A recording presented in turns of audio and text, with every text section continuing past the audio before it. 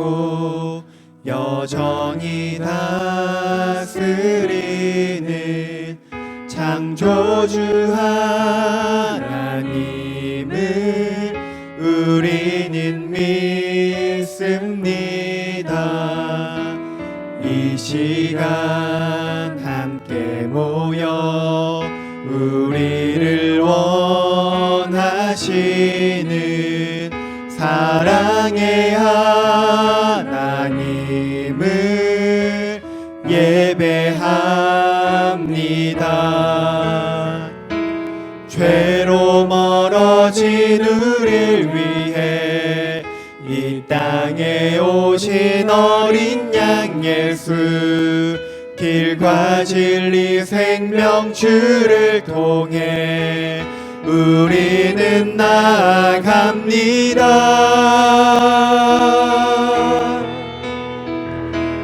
마음의 노래를 들으시는 주님, 두려움에서 지금 일어나 사랑으로 오라 하시네. 우리의 약함을 잘 아시는 주님, 늘 우리와 동행하시며 참 기쁨과 소망 주시는 주를 예배합니다.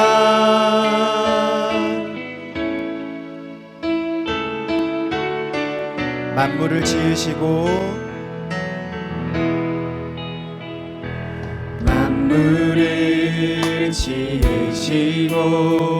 여전히 다스리는 창조주 하나님을 우리는 믿습니다. 이 시간 함께 모여 우리를 원하시는 사랑의 하나님을 예배합니다. 죄로 멀어진 우리를 위해 이 땅에 오신 어린 양 예수, 길과 진리 생명 주를 통해 우리는 나아갑니다. 마음의 노래를 들으시는 주님, 두려움에서 지금 일어나 사랑으로 오라 하시네. 우리의 약함을 잘 아시는 주님, 늘 우리와 동행하시며 참 기쁨과 소망, 마음의 노래를 들으시는 주님, 두려움에서 지금 일어나 사랑으로 오라 하시네. 우리의 약함을 잘 아시는 주님, 늘 우리와 동행하시며 참 기쁨과 소망 주시는 주를 예배합니다. 언제나 우리 가운데 사랑과 은혜로 함께 하시는 우리 하나님을 찬양합니다.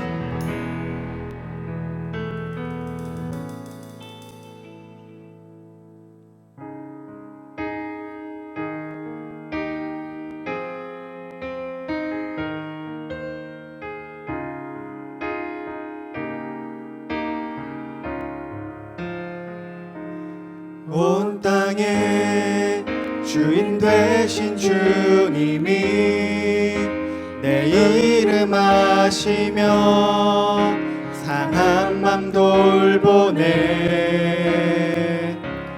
어둠을 밝히시는 새벽별 방황하는 내 맘 주의 길 비추시네. 나로 인함이 아닌 주가 행하신 일로 나의 행함이 아닌 오직 주로 인하여 나는 오늘 피었다 지는 이름 없는 꽃과 같네.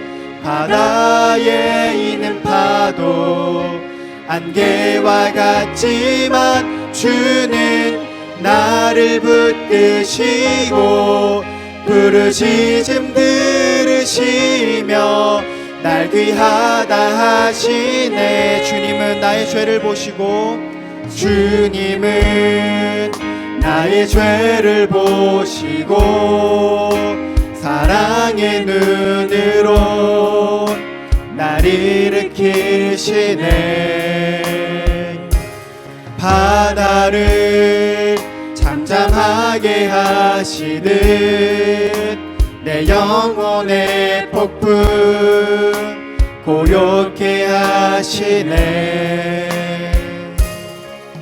나로 인함이 아닌 주가 행하신 일로 나의 행함이 아닌 오직 주로 인하여 나는 오늘 피었다 지는 이름 없는 꽃과 같네. 바다에 있는 파도 안개와 같지만 주는 나를 붙드시고 부르짖음 들으시며 날 귀하다 하시네. 나로 인함이 아닌 주가 행하신 일로 나의 행함이 아닌 오직 주로 인하여 나는 오늘 피었다 지는 이름 없는 꽃과 같네. 바다에 있는 파도 안개와 같지만 주는 나를 붙드시고 부르짖음 들으시며 날 귀하다 하시네. 나는 오늘 피었다 지는 이름 없는 꽃과 같네. 바다에 있는 파도 안개와 같지만 주는 나를 붙드시고 부르짖음 들으시며 날 귀하다 하시네. 나 오직 주의 것, 나 오직 주의 것, 나 오직 주의 것, 나 오직 주의 것입니다. 나 오직 주의 것, 나 오직 주의 것. 하나됨을 힘써 지키라 라는 제목으로 말씀을 증거하도록 하겠습니다. 우리 그리스도인의 행동은 행동 자체에서 나오는 것이 아니고 복음의 진리를 정말 깊이 마음으로부터 깨닫는 데에서 그 행동이 나오게 됩니다. 그러므로 내가 예수를 믿고 또 신앙생활을 오래 했는데도 나에게서 어떤 그리스도인다운 태도나 말이나 행동이 나오지 않는다라고 하면 어디에서 문제를 찾아야 되는가? 내가 정말 마음으로부터 복음의 진리를 제대로 깨닫고 있는가? 그래서 주님을 더 알기 힘쓰고 주님을 알아가는 거기에 초점을 맞추어야 합니다. 오늘 바울 서신에 우리가 이제 4장으로 넘어갔는데 바울 서신은 이것을 너무나 우리에게 분명히 보여줘요. 바울 서신을 보면 항상 전반부는 어떻게 되어 있습니까?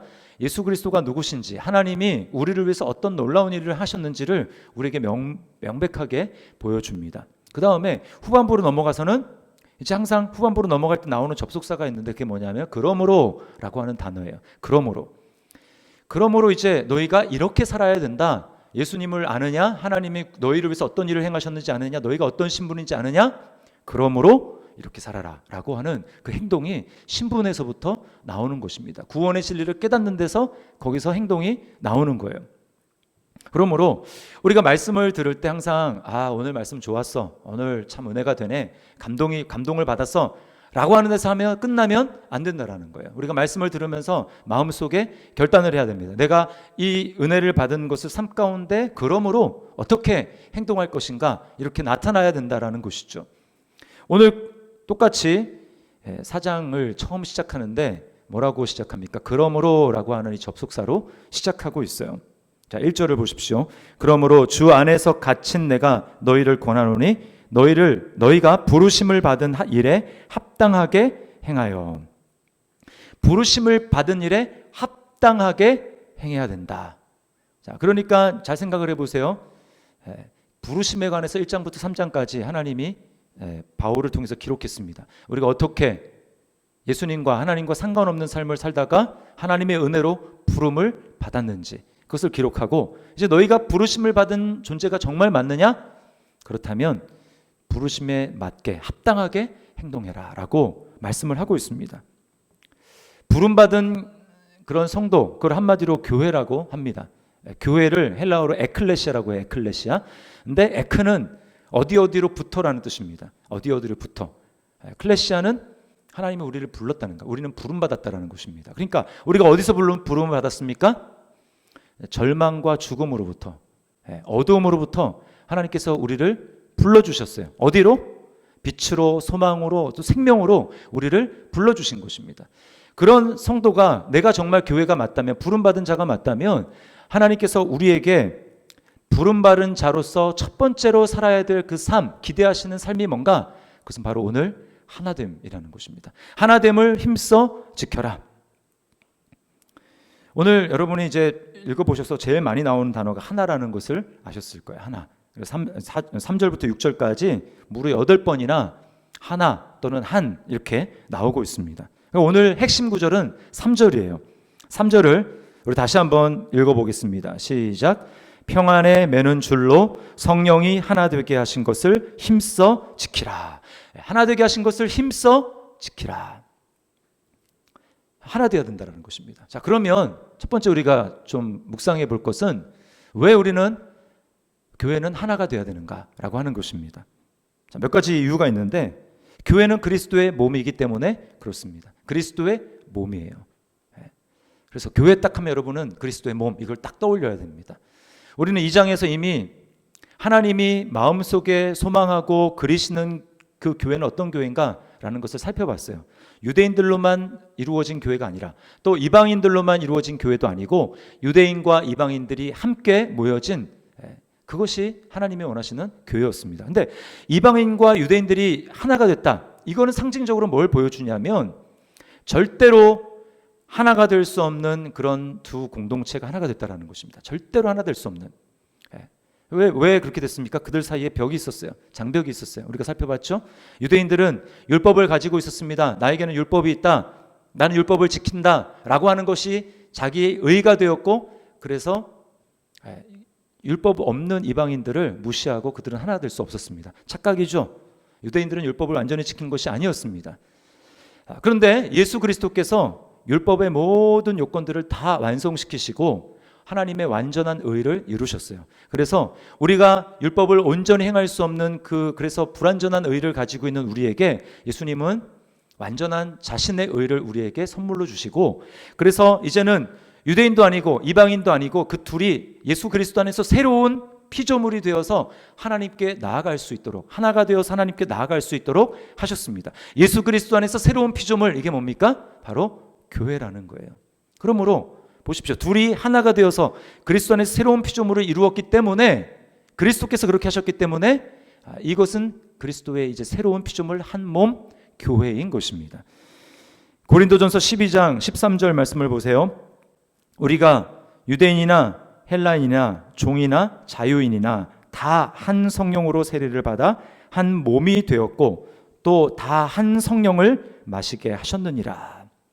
한 성령을 우리가 함께 마셔서, 즉 성령을 받아서 우리가 그리스도의 한 몸이 되었다라고 하는 것입니다. 그러므로 내가 예수님을 믿는다는 것은 무엇인가? 그것은 한 몸의 지체로 가입하는 것입니다. 지체로 들어오는 것, 소속이 되는 거예요. 몸은 하나일 때만 생명력이 있습니다. 만약에 몸에서 어떤 지체가 분리된다, 그 순간 생명을 잃어버리는 거예요. 몸에서 만약에 이 손이 잘려나갔다고 생각을 해보십시오. 시간이 얼마 지나지 않아서 이 신경이 죽기 시작하고 피부에 괴사가 일어나고 시커멓게 돼서 죽어가기 시작하는 것입니다. 그리스도의 몸이기 때문에 교회는 분리되면 안 되고 하나가 되어야 생명을 유지할 수 있는 거예요.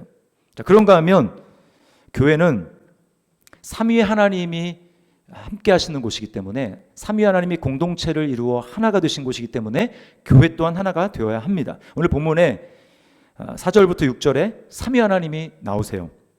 자, 4절에는 뭐라고 합니까? 성령이 한 분이시다, 이렇게 이야기를 하죠. 또 5절에는 주, 성경에서 주라고 하면 대부분 예수 그리스도를 나타냅니다. 주가, 그리스도가 한 분이라고 이야기합니다. 또 6절에 보면 하나님 아버지가 한 분이라고 말씀을 하세요. 자, 아버지, 아들, 성령, 삼위일체죠. 각각의 위를 가지고 존재하시지만 그 삼위가 하나가 된다라는 거예요. 완벽한 공동체를 이루는 것입니다. 하나님은, 삼위 하나님은 아버지, 아들, 성령이 각각이 영광과 능력과 존귀와 위엄이 동일하신 분입니다. 아버지가 100%고 아들은 80%고 그런 게 아니에요. 똑같이 하나님으로서 손색이 없는 각각이 하나님이십니다. 그런데 그 하나님이 주도권 쟁탈전을 벌이지 않으세요. 내가 주도해야 되겠다, 내가 모든 걸 좀 장악해야 되겠다라고 하시면서 그 안에 갈등과 다툼이 전혀 없습니다. 자기를 주장하지 않으시고 모든 것을 공유하시며 서로 섬기시며 완벽한 공동체를 이루는 것이 바로 삼위일체 하나님이에요. 그분이 바로 교회를 거처로 삼으시고 교회를 집으로 삼으셔서 임재하십니다. 여러분, 하나님이 그렇게, 우리의 주인 되신 하나님이 우리를 하나가 되셔서 우리 위에 임재하시는데 교회가 어떻게 나누어질 수 있습니까? 삼위 하나님이 하나로 계신다면 교회도 하나가 되어야 하는 거예요. 안타까운 것은 갈수록 사람들이 교회를 다닌다고 하고 예수님을 믿는다고 하면서도 한 몸이라는 것, 이 하나라는 것을 깊이 인식하지 못한다는 사실입니다. 그래서 신앙을 그냥 개인적인 행위라고 생각하는 사람들이 점점 늘어나고 있어요. 특별히 이제 요즘에 코로나로 우리가 예배를 드리다 보니까 막 각 가정에서 뭐 가정이 드릴 수도 있지만 또 혼자 드리기도 하고 이렇게 하다 보니까 내가 지금 예배를 드리고 있지 않느냐라고 말하는 것입니다. 물론 신앙에서 가장 중요한 것은 하나님과 나의 관계입니다. 이거는 누가 대신해 줄 수 없어요. 하나님과 나의 관계, 이건 대신해 줄 수가 없습니다. 그러므로 그런 면에 있어서 신앙은 개인적인 것이 맞아요. 그러나 그게 다가 아니라는 것입니다. 신앙은 동시에 공동체적인 것입니다. 그리스도의 몸이니까, 또 삼위일체 하나님이 그 안에 계시니까 우리는 반드시 몸에 연결되어 있어야 되고 유기적으로 연결되어 있어야 합니다. 3절 말씀을 다시 보세요. 평안에 매는 줄로 성령이 하나 되게 하신 것을 힘써 지키라. 사실은 이 평안이라는 말보다는 화평이라는 말로 번역이 돼야 더 정확합니다. 여러분이 평안하다 그러면은 어떤 생각이 드세요? 그 내 평안이죠. 내 평안. 내가 마음속에 지금 마음이 굉장히 좀 불안하지도 않고 평안하다, 어떤 내 개인적인 감정을 나타낼 때 평안하다는 말을 씁니다. 근데 여기서 바울이 그런 의도로 쓴 게 아니에요. 똑같은 단어를 바울이 2장 14절에서 이렇게 사용합니다. 그는 우리의 화평이신지라. 사실은 여기 4장에도 화평이라는 말 돼요. 화평에 매는 줄, 이렇게 돼야 됩니다. 그는 우리의 화평이신지라 둘로 하나를 만드사 원수된 것 곧 중간에 막힌 담을 자기 육체로 하시고. 그러니까 평안, 곧 화평이라는 것은 무엇입니까? 원수된 두 사람이, 두 공동체가 하나가 되는 것, 이게 바로 화평인 것이죠. 화평에 매는 줄로 성령의 하나 되게 하는 것을 힘써 지켜야 되는 것이지, 그냥 내 마음이 나는 평안이니까 괜찮아, 이게 아니라는 것입니다. 여러분, 그리스도께서 피를 흘려 주셔서 우리는 하나 될 수 없는 사람들이 하나가 되었어요. 하나가 될 수 없는 공동체가 하나가 되었습니다.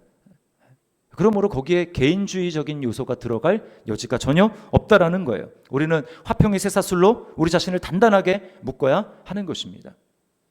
꼬리 잡기 그 게임 혹시 해보셨나요? 꼬리 잡기? 양 팀이 이제 나누고 양 팀을 나누어서 이제 한 팀이 앞사람부터 해가지고 뒷사람까지 다 앞사람 허리를 잡잖아요. 그러면 이제 한 줄로 쭉 늘어서게 됩니다. 그러면 이제 게임 시작하면 어떻게 돼요? 맨 앞에 있는 사람이 그 상대편의 중간에 이를 끊어야 되는 거예요. 그래서 끊어서 나누어지면 이제 이기는 것입니다. 그러니까 이렇게 꼬리가 잡혀가지고 이게 하나가 분리가 되면 그 팀이 지는 거잖아요. 여러분 교회 공동체도 마찬가지입니다. 하나가 되어야 되는데 분리가 됐다. 그럼 벌써 영적인 전쟁에서 진 거예요.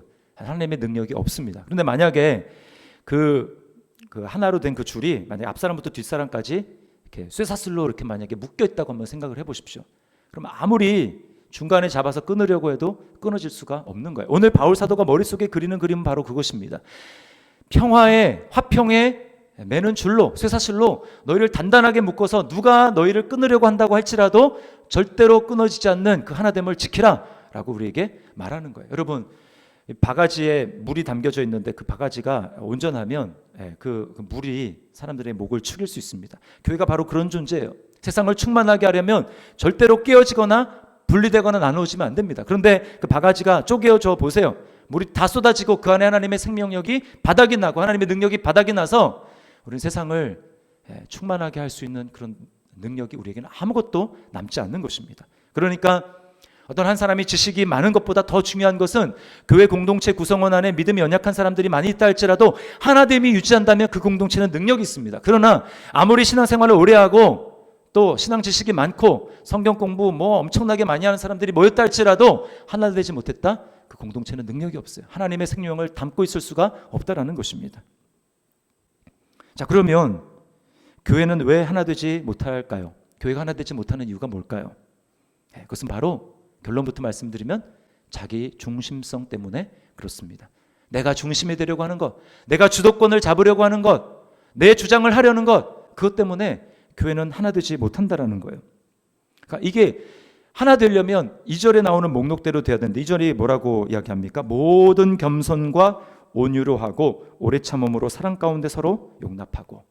가장 하나됨을 지키는데 겸손과 온유, 이게 중요하거든요. 근데 자기중심성은 이것과 정반대입니다. 여기 나오는 목록들과 정반대가 바로 자기중심성이에요. 여러분 어떻습니까? 여러분은 겸손합니까? 여러분은 온유하십니까? 사랑이 있습니까? 용납할 수 있습니까? 우리가 그런 것 같지만 사실 실상은 우리가 매우 자기중심적이라는 사실을 깨달아야 됩니다. 그게 바로 죄거든요. 죄가 뭘 특별한 어떤 행위가 아닙니다. 물론 행위도 죄죠. 근데 그것은 열매고 그 열매를 맺히는 이유가 뭐냐? 우리 안에 있는 자기중심성이에요. 영어로 죄가 뭡니까? sin, S-I-N. 어떤 목사님이 이거를 각각의 그 단어를, 그 철자를 이렇게 풀었어요. S는 self, I는 interested, 그 다음에 N은 nature. 그러니까 죄라는 게 뭡니까? 자기 자신에게만 관심을 기울이는 자기 중심적인 성향, 본성, 이것이 바로 죄라는 것입니다. 매우 탁월한 통찰이라고 생각을 해요. 자기 중심성 때문에 우리는 자신을 있는 모습 그대로 보지 못합니다. 자신을 있는 모습대로 보지 못하는 사람은 절대 겸손할 수가 없어요. 스카펙이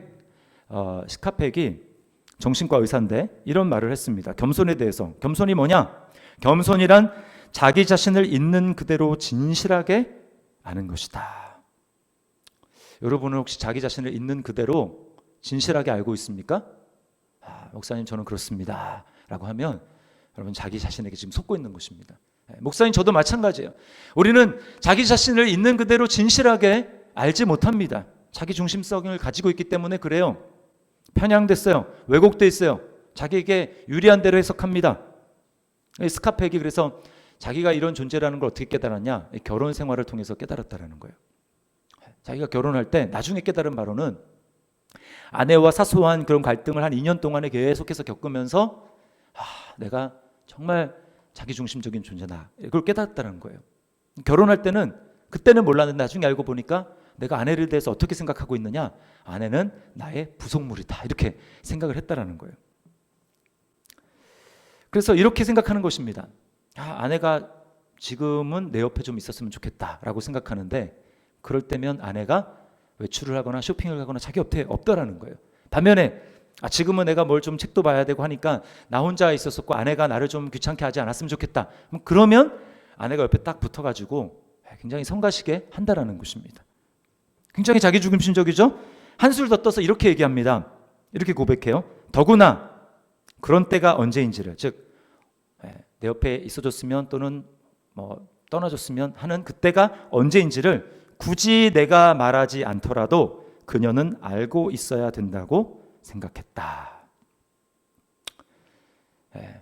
웃으시는 분이 있는데, 여러분 정말 자기중심적이지 않습니까? 우리가 하나님도 아닌데 어떻게 사람 속을 다 알아서, 아무리 배우자라고 하더라도 지금은 옆에 있어줘야 할 때야 딱 옆에 있고, 지금은 비켜줘야지, 어떻게 이럴 수가 있어요? 그걸 요구하는 것 자체가 무리죠. 가끔은 저도 아내에게 이렇게 요구합니다. 그걸 꼭 말해서 하라? 눈치껏 알아서 해야지, 알아서. 그럼 아내는 정색을 하고 얘기를 합니다. 아니, 말해야 알아. 이렇게 얘기를 해요. 여러분, 말로 해줘야 됩니다. 눈치껏 알아서 기도록 하는 거, 이거 하나님 방법이 아니에요. 자기중심성이야말로 하나된 공동체의 허리를 끊어놓는, 여러분, 힘인 것입니다. 우리가 자기중심성을 깨뜨리지 않으면 우리 안에 진정한 연합은 불가능해요. 하나됨은 불가능합니다. 100사람이 있는데 100사람이 다 자기중심적으로 행동을 한다고 생각을 해보세요. 그렇게 생각을 한다고 해보세요. 어떻게 그 안에 연합이 일어나겠습니까? 그 스카이캐슬이라는 드라마를 보면 거기에 뭐 대한민국의 한 1% 정도, 상위 1% 되는 사람들이 그 한 곳에 모여 삽니다. 의사, 또 로스쿨 교수, 이런 사람들이 모여서 사는데요. 거기 부인들이 꽤 끈끈한 그 관계를 가지고 공동체처럼 보이는 그러한 그 일치를 이루고 있어요. 그런데 여러분, 그것은 공동체가 아닙니다. 왜냐? 그들을 하나로 묶어주는 거 뭐냐면 자신의 야망이에요. 욕망. 어떻게 하면 내 자식을 좀 더 좋은 대학에 보낼 수 있는가, 인류 대학에 보낼 수 있는가, 그러기 위해서 내가 여기서 뭔가 정보를 더 얻을 수 있지 않을까라고 하는 자신의 욕심과 이기심과 그 야망 때문에 좀 더 영향력 있는 사람에게 붙어 있는 것입니다. 그런 공동체일수록, 공동체라고 할 수 있을지 모르겠지만 배타성이 매우 많아요. 남들은 다 배척합니다. 여기 절대로 낄 수 없어요. 또 새로운 사람이 여기 좀 들어가겠다, 절대 방해합니다. 왜요? 그렇게 하는 순간 내 이익이 줄어든다고 생각하기 때문에, 내 이익에 반대된다고 생각하기 때문에 막는 것이죠. 배타성, 우리만 잘 돼야 돼. 이것은 공동체가 아닙니다. 그것은 하나님이 원하시는 연합이 아니에요. 그러다가 자신의 야망에 반대되고 자신의 그 이익에 반대된다, 언제든지 등을 돌리고 공동체를 떠날 수 있는 것입니다. 여러분, 하나님이 우리에게 원하시는 모습, 하나됨은 이런 것이 아니에요. 이것도 집단 이기주의, 집단 중심주의죠. 우리는 내가 정말 내 중심적이구나, 자기 중심적이구나 라고 하는 것을 정말 뼈저리게 알고 기억해야 됩니다. 그럴 때 우리는 마귀의 유혹에 그래도 좀 대처가 돼요. 내가 자기중심적임에도 불구하고 난 별로 그렇지 않아 라고 생각하는 순간 우리는 사단의 유혹에 넘어가게 되어 있습니다. 여러분, 사탄이 우리 안에 있는 자기중심성을 교묘히 알고 이용을 하는 거예요. 자기중심적이지? 그래서 외부에서 사단이 우리를 분열하도록 유도합니다. 사단, 마귀라는 이름의 뜻은 바로 분리시킨다라는 뜻이에요. 어떻게든 가정을, 어떻게든 교회를, 하나님의 하나 되기를 원하시는 그 공동체를 마귀는 분열시키고 분리시키고 깨뜨리려고 하는 것입니다. 그러므로 불화가 있고 여러분은 나누어지고 깨뜨려진다면 그것은 성령의 역사가 아니고 마귀의 역사라는 걸 알아야 돼요. 그럼 마귀의 전략이 뭘까요? 자기 중심성을 자각하지 못하는 그 사람들에게 비난과 비방, 험담, 이것을 심어주는 것입니다. 이 말을 퍼뜨리는 거예요. 그 말을 들으면 어떨까요, 여러분? 우리는 절대로 그 비난의 대상, 누가 뭐 집사님이 누구 알아? 뭐 이랬대. 이렇게 얘기를 하잖아요. 그러면 우리는 자기중심적인 존재이기 때문에 절대로 그 사항을 객관적으로 보지 못합니다. 치우치게 돼 있어요. 그 말에 영향을 받고 그 사람이 얘기한 그대로 부정적으로 그 대상에 대해서 보게 되는 것입니다. 안 그렇다고요? 제가 증거를 대드릴게요. 왜 그런가? 자, 하와가 죄를 짓기 전에 에덴 동산을 보십시오. 원래 하와는 선악과에 관심이 없었어요. 선악과를 그런 식으로 본 적이 없었습니다. 언제? 전에 마귀가 그에게 그런 식으로 알려주기 전에는 선악과를 절대로 그런 식으로 본 적이 없었어요. 그러나 마귀가 선악과에 대해서 이렇게 이야기를 해줍니다. 그러자 어떻게 됩니까? 선악과를 다시 봤어요. 봤더니 어떻게 보입니까? 보암직도 하고 먹음직도 하고 지혜롭게 할 만큼 탐스러운 나무이기도 한지라. 전에는 절대로 그렇게 보지 않았어요. 그러나 이 뱀의 말을 듣고 그 나무를 다시 보니 진짜 그렇게 보이는 것입니다. 이때가 언제라고요? 하와가 죄를 짓기도 전에 그랬다라는 거예요. 하물며 저와 여러분은 지금 자기중심성의 그 죄를 가지고 그 죄의 영향력 가운데 살아가는 우리가 만약에 누구에 대해서 안 좋은 이야기를 들었다. 순장에 대해서 또 어떤 뭐 집사님에 대해서 아니면 또 교육자에 대해서 뭐 이렇대 라고 들으면 어떨까요? 그냥 거기로 그냥 마음이 가는 거예요. 그냥 그렇게 보는 것입니다. 그래서 교육자에 대해서 순장에 대해서 교회에 대해서 부정적인 그 시각을 가지고 보게 되어 있어요. 나는 믿음이 좋으니까 나는 신앙생활 오래 했으니까 나는 그러지 않아요. 안 그렇습니다. 영향을 받게 되어 있어요. 만약에 그렇게 돼서 이 부정적인 시각을 갖게 됐다. 그때부터 여러분의 영혼은 시들어가는 것입니다. 말라가는 거예요. 왜요? 은혜가 안 돼요. 은혜가. 여러분 순장이 그렇게 보이고 부정적으로 보이고 말씀을 전하는 교육자가 목사가 부정적인 그런 시각을 가지고 바라보는데 거기에 은혜가 있겠습니까? 은혜가 안 돼요. 순장님이나 똑바로 하지. 목사님이나 똑바로 하지. 이런 생각을 하게 되는 것입니다. 그러므로 여러분 자신을 과대평가하면 안 돼요. 내가 정말 자기중심적이구나 라는 것을 우리가 알아야 제대로 대처를 할 수 있고 할 수 있는 것입니다. 이게 바로 하나됨을 방해하는 거예요. 자기중심성. 그럼 어떻게 우리가 이 자기중심성을 가진 우리가 그럼에도 불구하고 오늘 말씀에 불가능하면 얘기하지 않았을 거 아니에요. 하나됨을 힘써 지키라. 어떻게 가능할까요? 그것은 바로 우리를 위해 자기중심성을 완전히 비우시고 내려놓으신 예수님을 바라보고 예수님 마음을 품는 것입니다. 예수님을 깊이 묵상하는 거예요. 빌립보서 2장 5절부터 8절 말씀을 보세요. 너희 안에 이 마음을 품으라. 곧 그리스도 예수의 마음이니 그는 근본 하나님의 본체시나 하나님과 동등됨을 취할 것으로 여기지 아니하시고 오히려 자기를 비워 종의 형체를 가지사 사람들과 같이 되셨고 사람의 모양으로 나타나사 자기를 낮추시고 죽기까지 복종하셨으니 곧 십자가에 죽으심이라. 여러분 이 세상에서 단 한 분 자기중심적이 되어도 괜찮은 분이 있다면 누굴까요? 그분이 바로 그리스도입니다. 예수님입니다. 왜요? 예수님은 말씀으로 이 세상을 창조하신 창조주예요.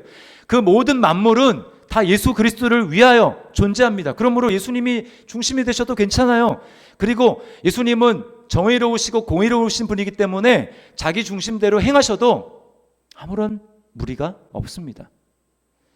예수님이야말로 자기 중심대로 행하시고 자기 주장을 하실 수 있는 유일한 자격을 갖추신 분이에요. 그러나 그분이 어떻게 하셨습니까? 자기를 완전히 비우셨대.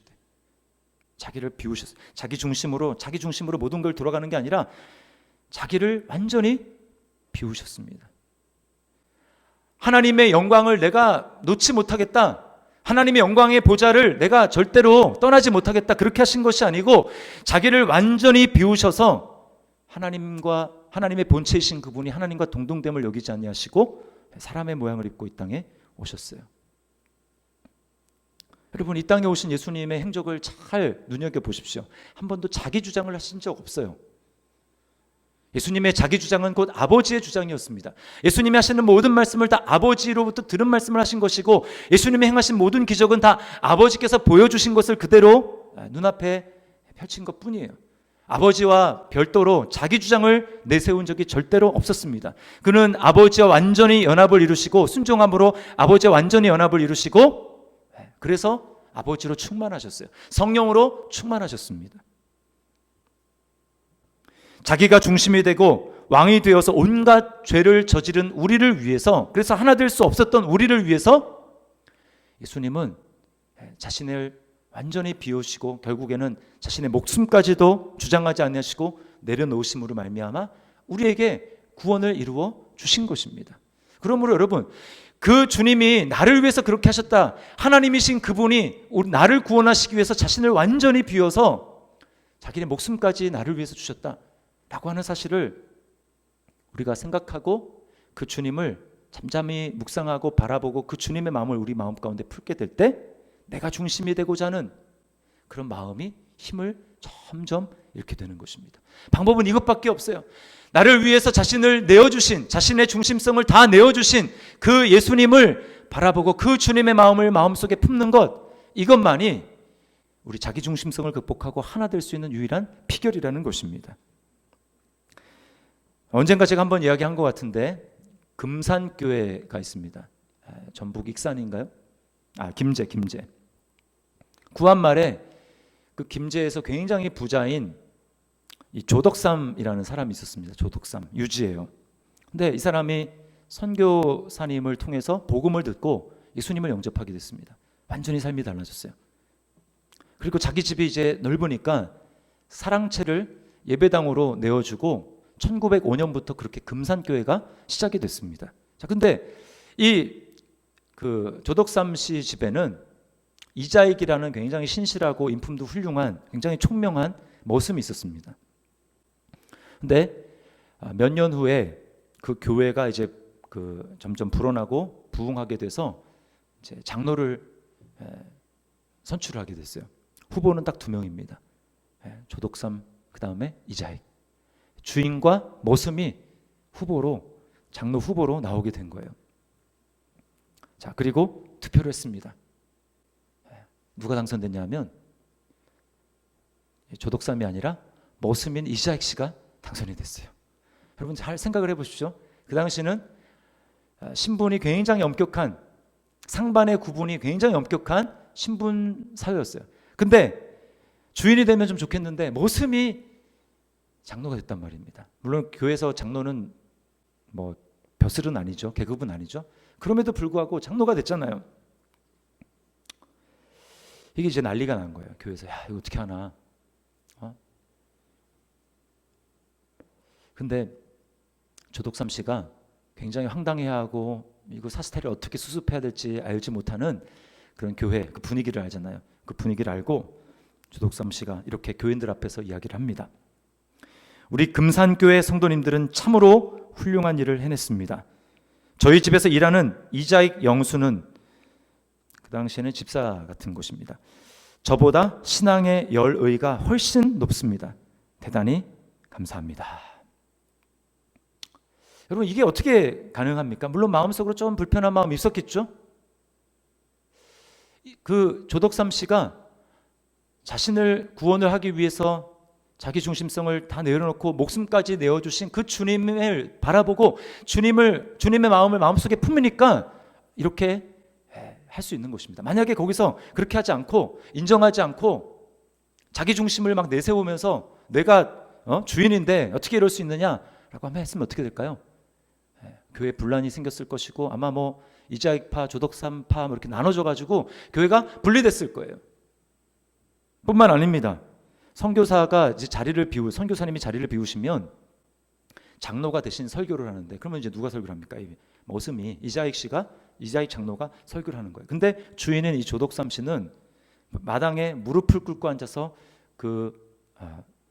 지금 머슴인 장로 이자익 씨가 얘기하는 그거를 다 듣는 것입니다. 하나님의 말씀으로 받는 것이죠. 뿐만 아닙니다. 나중에 이제 자기가 장로된 다음에 먼저 장로가 된 머슴인 이자익을 신학 공부를 시켜주고 모든 자금을 다 대고 그리고 목사 안수를 받은 다음에 자기 교회의 담임 목사로 청빙을 해요. 여러분 어떻게 이 일이 가능합니까? 이것이야말로 예수 그리스도를 바라보고 그 주님의 마음을 마음속에 품게 될 때 그 마음속에서 자연스럽게 일어나오는 주님의 성품인 겸손이 생김으로 가능한 일입니다. 여러분, 겸손이 뭐예요? 우리끼리는 겸손은 뭐냐면 나보다 저 사람이 낫다라고 생각하는 게 겸손입니다. 나보다 저 사람이 낫다. 왜요? 그렇게 어떻게 생각할 수 있습니까? 내가 자기중심성을 가진 죄인인데, 그리고 저 사람 안에는 예수 그리스도가 계신다. 그리고 그 사람 안에 있는 예수님을 바라보면서 아, 예수님이 계신 저분은 얼마나 존귀한 분인가 라고 하면서 그렇게 인정해 줄 수 있는 것입니다. 바울이 그랬어요. 바울이 어떻습니까? 사도임에도 불구하고 놀라운 주님의 은혜를 체험한 사람에도 불구하고 바울의 고백 우리가 살펴봤죠. 모든 성도보다 지극히 작은 자보다 더 작은 자, 그걸 바로 자기라고 고백을 했습니다. 여러분, 우리가 주님의 마음을 품고, 그래서 주님이 주시는 그 겸손함을 가지고 나보다 상대방을 낫다고 여겨줄 때, 그렇게 인정할 때 우리 공동체는 하나가 되는 것입니다. 여러분 자신 한번 생각해 보십시오. 가정 안에서 여러분은 남편을 나보다 낫다고 생각합니까? 그 남편이 믿음이 없을지라도, 또 나보다 남편이 훈련을 덜 받고 신앙생활 한 지 얼마 안 됐을지라도 남편이 나보다 낫다 이렇게 생각합니까? 또 반대로 아내가 나보다 더 낫다 이렇게 생각합니까? 예? 연봉이 얼마이든지 상관없이 만약에 남편이 연봉이 나보다 돈을 잘 못 번다, 돈을 잘 못 버니까 여러분 무시하고, 그것은 주님의 마음이 아닌 것입니다. 이제 며칠 후면 추석 연휴가 시작이 되죠. 물론 코로나 때문에 방문하지 않는 가족들도 있겠지만 또 만나는 가족들도 있지 않습니까? 그럴 때 우리 어떻게 됩니까? 이 주님의 마음을 품어야 돼요. 그래서 내가 중심이 되고 그러면 분란이 일어납니다. 다툼이 일어납니다. 그러나 예수님의 마음을 품게 될 때, 그리고 상대방을 존귀히 여겨줄 때 그 안에서 다툼이 없고 하나 되는 그런 은혜가 있는 것이죠. 우리가 그런 역할을 해야 되고 그런 역할로 쓰임을 받아야 하는 것입니다. 그런가 하면 교회 공동체도 마찬가지입니다. 다락방 안에서 사사건건 딴지를 걸고 나를 힘들게 하고, 그래서 정말 미운 그런 지체가 있을 수 있죠. 여러분, 그런 사람에 대해서 정말 그 사람이 나보다 낫다, 여러분 그렇게 여기십니까? 그렇게 여길 수 있습니까? 그렇게 여겨야만 그 공동체가 하나가 되는, 다락방이 하나가 됩니다. 우리 교회가 하나가 되는 것입니다. 내가 나 중심적이고 저 사람 안에 예수 그리스도가 있다라고 생각할 때, 내가 어떤 사람에 대해서 험담과 비난하는 말을 들을 때에 우리 그걸 함부로 전파하지 않는 거예요. 왜? 저 사람이 나보다 나으니까. 나보다 나은데 무슨 험담을 전파하겠습니까? 저 사람 안에 예수님이 계시는 나보다 나은데? 여러분, 예수님 마음을 품게 될 때 우리는 또 그랬대라면서 계속 그랬대 전파하는 것이 아니고 하나님 앞에서 자신을 돌아보는 것입니다. 예수님 어떻게 하셨는지, 예수님의 마음을 품는 것은 무엇인지 생각하고 하나님 앞에 기도하는 거예요. 내가 들었던 그 사람, 비난하는 그 대상에 대해서 들었던 그 사람을 위해서, 나를 위해서 하나님 앞에 기도하는 것입니다. 여러분 기억하십시오. 우리는 교회로 부름을 받았습니다. 교회는 그리스도의 몸입니다. 삼위일체 하나님께서 자신의 거처로 임재하시는 곳입니다. 그러므로 절대로 교회는 나눠져서는 안 되고 하나됨을 힘써 지켜야 합니다. 우리 힘으로는 할 수 없어요. 왜? 자기중심적인 존재니까 우리는 자기를 주장하기를 좋아하고, 그래서 어떤 이야기를 들을 때 판단하고 비난하고 하는 일을 하기를 좋아하는 우리들입니다. 우리 힘으로는 할 수 없고, 우리를 구원하시기 위해서 자기를 주장하지 아니하시고 내려놓으신, 목숨까지도 내려놓으신 예수님을 깊이 바라보고 묵상하고 주님의 마음을 품게 될 때 우리는 비로소 주님의 겸손과 같이 다른 사람을 나보다 낮게 여기며 하나됨을 지킬 수 있는 그런 사람이 되는 것입니다. 우리 더시티 사랑의 교회가 이런 주님의 하나됨을 힘써 지키는 교회가 되기를 원하고, 여러분의 가정이 주님을 묵상하고 주님을 마음속에 품으로 말미암아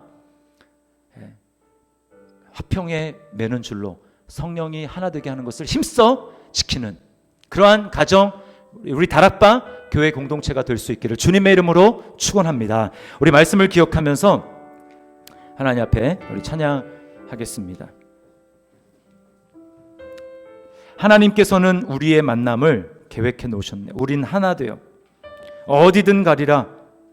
주 위에서라면, 나 위에서라이 아니라 주 위에서라면 무엇이든 하리라. 당신과 함께.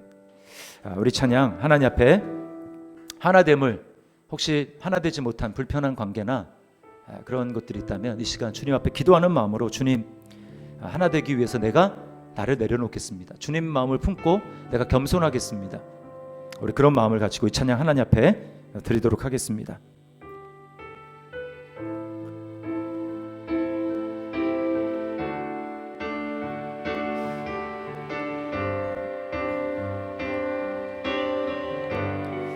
하나님께서는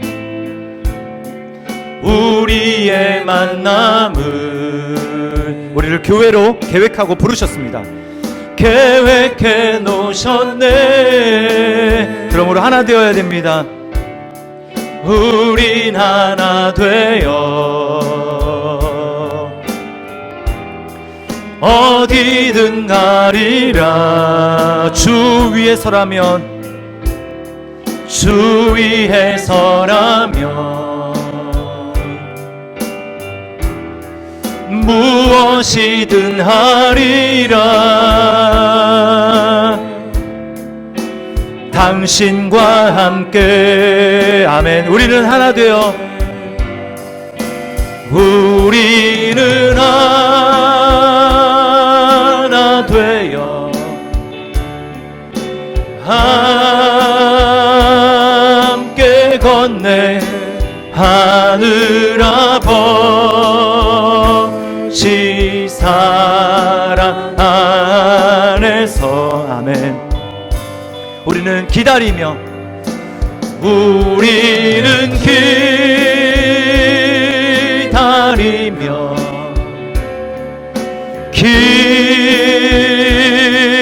기도하네. 우리의 삶에 사랑 넘치도록. 다시 한번 우리 처음부터. 하나님께서는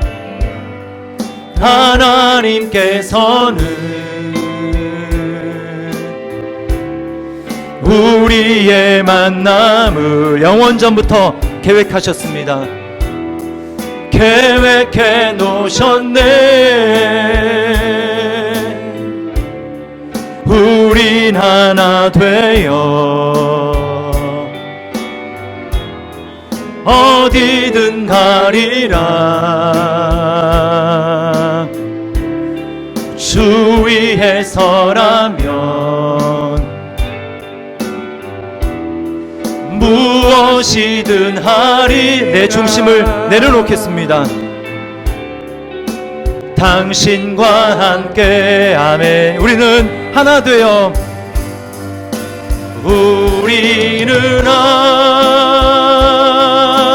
되어 함께 건네 하늘 아버지 사랑 안에서. 우리는 기다려주고 기다립니다. 우리는 기다리며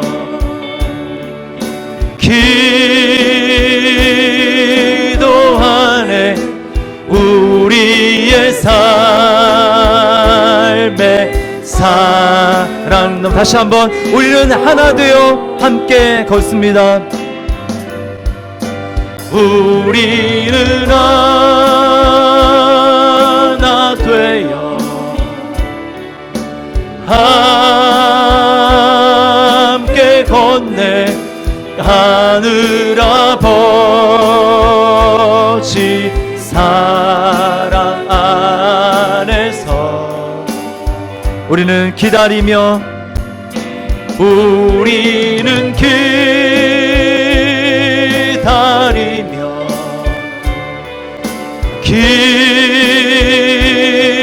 기도하네.